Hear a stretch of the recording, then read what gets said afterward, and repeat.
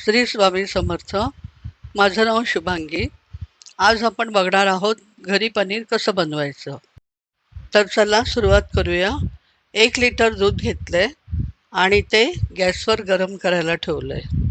आजकाल मार्केटमध्ये इतकं भेसळयुक्त पनीर मिळतंय ना की ते खाण्यापेक्षा घरी बनवलेलं पनीर बरं वाटायला लागतं. म्हणून मी ठरवलंय आत्तापासून घरीच पनीर बनवायचं. दूध उकळायला लागलं की त्यात 1 टीस्पून मीठ टाका आणि दूध नीट ढवळा.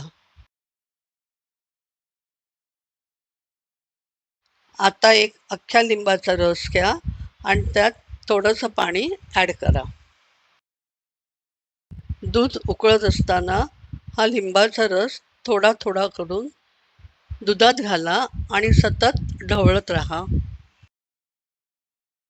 थोड्याच वेळात तुम्हाला दिसेल पनीर वेगळं व्हायला लागलंय. ते दिसताच गॅस बंद करा. आता हे मिश्रण कॉटनच्या स्वच्छ कपड्यातून गाळून घ्या. सगळं पाणी नीटपणे काढून टाका. मी इथे पनीर मेकर घेतला आहे, त्याची लिंक खाली डिस्क्रिप्शन बॉक्समध्ये दिली आहे.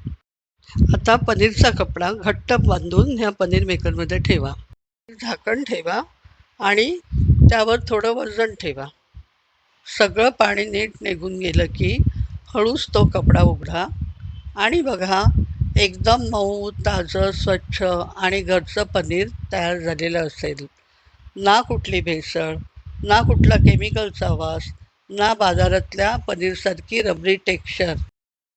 असं घरचं पनीर वापरून भाजी करा, पराठा करा किंवा क्यूब्स करून खा.